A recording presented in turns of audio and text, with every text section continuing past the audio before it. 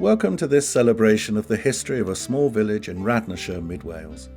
Boughrood sits by the River Wye, close to Brecon, Builth-Wells and Hay-on-Wye. On first inspection, there's nothing particularly special about our village. But pause a moment or two. In a corner of the churchyard, you'll see a small stone building. This is our dead house, a unique structure that dates from the mid-19th century when cholera threatened the area. We've created our own little library of videos all about life, work, and of course death in those olden days. Boughrood today is a friendly, thriving community doing lots of things together, such as the annual show, which always draws a big crowd. We've had lots of help from local families, the school and the wider community who have taken time to make their contributions. We hope you enjoy exploring with us. Let's get to know the old vicar first. It's the early 1850s and Henry de Winton has just taken over from his father as rector of Boughrood, having been his father's curate for 2 years previously. Henry is a young member of a new breed of clergymen reacting to the predominant complacency into which the Anglican Church has slumped. His father has rarely bothered to take a service and, in fact, never lived in this parish. As a result, the fabric of the church has been allowed to deteriorate to such a point that when Henry does become rector, he determines that the only course of action is to rebuild the church completely. A brass plaque in the church records that he did this in pious memory of his father. As the new church was nearing completion, the threat of cholera drew ever nearer, with outbreaks in nearby Merthyr and Brecon. Before the discovery that cholera was caused by infected water, there were two schools of thought as to how the contagion was spread. On one side, there were the miasmists, who believed that it was the infected air surrounding a corpse that spread this dread disease. And on the other, there were the contagionists, who believed that contact with a corpse was the cause. In either case, it was clearly desirable that the body should not be kept in the home, even though this had long been the tradition. To this end, the socially responsible Henry de Winton, in his bid to seek the health and well-being of his parishioners, hastily arranged for a parish mortuary to be built. This we know as the Dead House, and so it came into being. Unique in Wales, the idea was prevalent in metropolitan areas, where the Dead House Act allowed for the building of such places to store the decaying corpses of the recently deceased. Even today, if you examine the fabric of the Dead House, you see that this was a building put together in a great hurry, using whatever materials could be found lying around the building site of the new church. Of course, in mid-19th century Wales, there were few of the modern conveniences and luxuries we take for granted these days. Even running water, for example, was not available when Derek Price was a boy at Pen Common, just up the hill from Boughrood Church. When we come home from school, the first thing we would do was spend a tremendous lot of time carrying water. Then we would have some animals we would have to look after. My little job was to look after pigs. That would be my job. And then we'd have to most probably go and collect wood and things like that. And your mother had a washing machine? Yes. Before you had drains? Yes, yes. So you would have to carry the water? Carry the water for everywhere. The water was carried for everything. Everything that's done in the house, the water was carried for. Trips to the well and back were frequent, and everyone had to pull their weight. Derek shared the chores with two brothers, under the supervision of a strict father who ensured there was no slacking.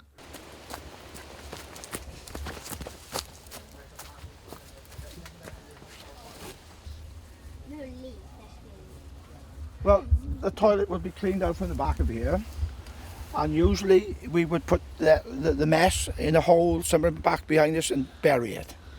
That's what we would do. Which wasn't a very pleasant job by all account.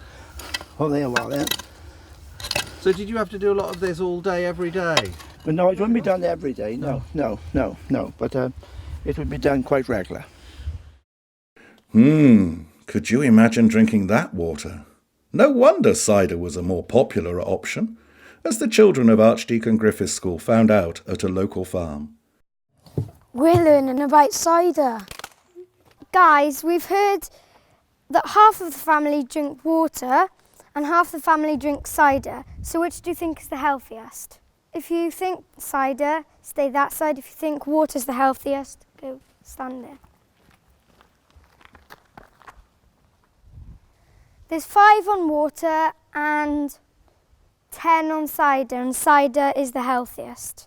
The cider guys are right because drinking water in those days was really dangerous and unsafe. Yeah, in those days water was full of flies, poo and lots of diseases, and it was so unsafe to drink. It's really simple, guys. Dirty water gives you really bad diarrhoea. We didn't understand the science that we know now. Local expert Belinda Carter-Jones remembers family differences on what could and could not be drunk. Great Aunt Lucy used to run a hotel in Llandrindod, and it was called the Temperance Hotel, and it was founded by the temperance movement, which was against alcohol. So anybody that went for a drink in the Temperance Hotel used to drink only soft drinks. And the rest of the pubs and bars used to be serving beer and cider mainly and other alcohols. So half my family were on the no alcohol side and half were on the drinking side. And the ones that were drinking water and went to the Temperance Hotel had a shorter life because the water was contaminated. One of the area's more colourful characters was Jeremiah Price, and Welsh-speaking Marion Guthrie tells us a bit about the hijinks he got up to. Symud mlaen nawr cwpl o flynyddau, mae Jeremiah yn cwrdda a Mary Price, a fi o'n nhw briodi, merch o Glasgow oedd hi, a fi o'n briodi yn y flwyddyn 1840. Does dim gair o plant yn y priodas hyn, felly bydden nhw'n rhy hen erbyn hyn, ond fi oedd Mary darfod yn 1877. Erbyn 1871, oedd Jeremiah yn byw gyda'r teulu yn Pencomin. Mae'r tŷ Pencomin hynny, lle oedd e'n byw, yn tyfe, ar amser hyn. Ond fe dododd y teulu fe mewn y gweithdy yn y gelli. That was Marion Guthrie looking into the life and adventures of Jeremiah Price. Just a short distance uphill from the Dead House is the Kilgwyn, home to the busy farming family of the Davises, Martin, Louise, Holly, Tom and Ruby. But go back just over 100 years to the family who lived at the Kilgwyn then, and you'll find a very sad story. John James died on the 30th of October 1851, aged 6. Maria James died November the 8th, aged 18 months. Jane James died 4th of June 1852, aged 11. And so the tragic list goes on, until all the children in the family perished. So what happened to mother and father? The lady had written it, she put here, William died at Kilgwyn in October 1866, but his wife continued to farm there with the help of the eldest son John, who returned to Kilgwyn in 1871. They were only farming 30 acres with the help of 2 men and 2 boys, plus 3 servants. But then it says about the 200 acres. For some unfortunate people, unable to make ends meet, there was the workhouse. And for people from Boughrood, their destination would have been the Hay Poor Law Union. The school children tell us more. We've come to Hay-on-Wye to find out a bit about the workhouse. We want to ask, what was a workhouse? Why were they established? Who ended up there? And what was it like living in one? Well, my name's Peter, and I'm the secretary of the Hay History Group, so I've learnt a bit about the town. The workhouse here was built 1837. It's one of the first built in the country. It's very progressive of the local people to think of those who hadn't got a job. There was no money from the government. When you lost your job, you often lost your house, so you had nowhere to live. And so they started workhouses. And this one here in Hay, you can see the design of it. It's got a taller central tower where the master lived and his wife and his family. The men were put in one, lived in one, the women in another, the children in another. What would a school day have been like for the children in the workhouse? The school day would be very much time spent at the desk. You'd do reading and writing, and you'd all sit at the desk and be a blackboard, and the master would write things on the blackboard and you'd have to copy them down in your best handwriting. You would do mathematics. You wouldn't do algebra and the complicated things, but you would do sums, simple sums, and you would sit in your desks all day. You wouldn't roam around the school, and you'd learn your tables. And you all sit in class and go 1, 2 is 2, 2 2s are 4, 3 2s are 6. That's what they would do, and you'd do all the way through to the 12 times table. And that's so you'd know it then, so that you'd be able to get a job. But more importantly, if you had money, you'd know whether people were cheating you, whether you're getting the right amount of money. There wouldn't be any physical exercise. You wouldn't be a sports ground. There wouldn't be races or anything like that. There'd be playtime, so you'd have an hour for lunch, and a bit of free time then, and you'd probably have a sleep in the afternoon, particularly if you're younger. Because it was a long day, you would go on till 5 o'clock at night. So it was a hard time at school. You would have to sit and pay attention.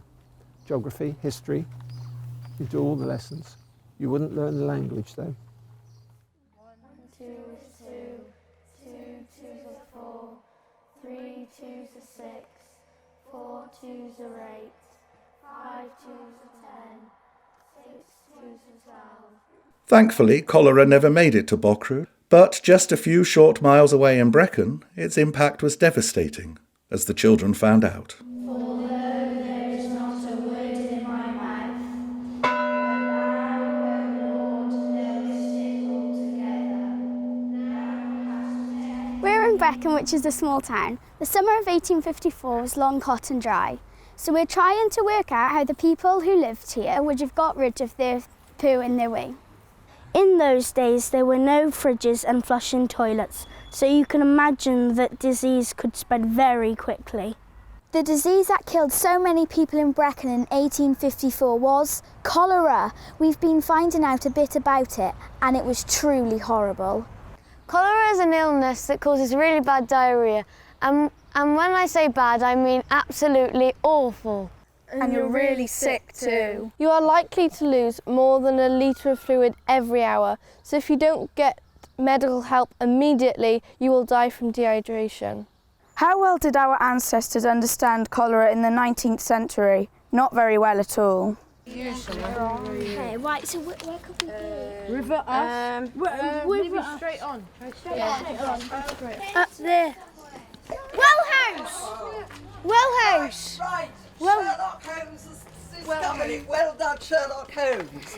This must be where the well used to be.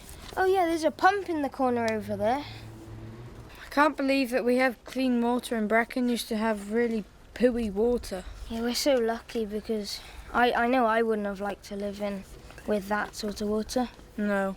Back in Boughrood, even without cholera to contend with, there were still many hazards for the local people to overcome. For example, the perils of the railway line. In 1864, the Mid Wales Railway line came to Boughrood, connecting this small Radnorshire parish with Builth to the north, and with Hereford, Brecon, and the wider world beyond, thanks to the junction at Three Cocks. A scenic route that followed the Wye Valley, it was not without its tragedies.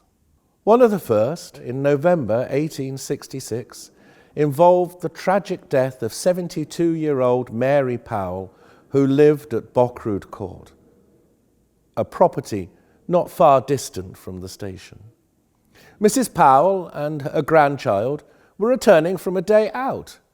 They had stepped off the train onto the platform at Boughrood and were walking the short distance home to Boughrood Court. As they stepped over the line at the crossing, an engine, which had just been shunted to take on water, careered out of control and struck Mrs. Powell before she could get out of the way.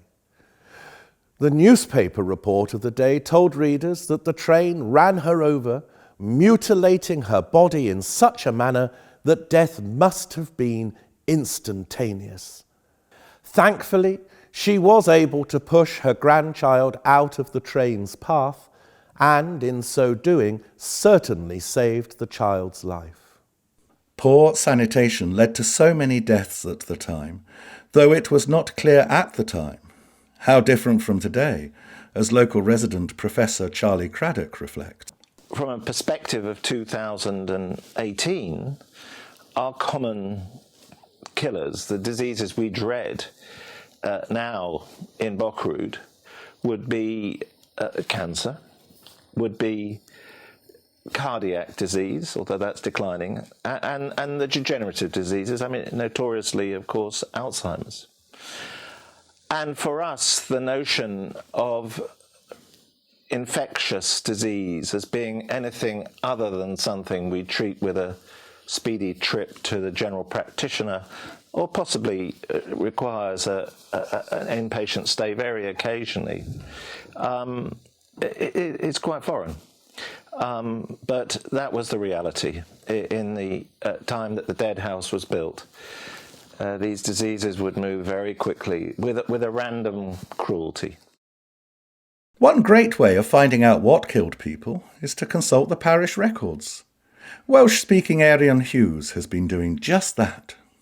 Benw I yw Arian, a dwi wedi ymddeol I fyw ym Boughrood. Dwi yma ers 19 mlynedd bellach, ac wedi ddod I adnabod rhai o'r bobl ac I werthfawrogi fod o'n lle mor hardd I fyw. Dyma gofrestr claddedigaethau ym mhlwy Boughrood, Sir Fesyfed, ac mae hwn yn ddiddorol iawn iawn. Po fwyaf mae rhywun yn edrych I mewn iddo fo, mae'n mynd yn fwy diddorol. Ond yng nghyfnod canol fedwerydd ganrif ar 15, roedd pobl yn byw yn iach iawn ac yn byw I oedran hen. Finally, in this short selection from our video library, we take a look at what happened to one poor lady. She was not from Boughrood, but was probably just passing through on her way to the next workhouse in the spring of 1882.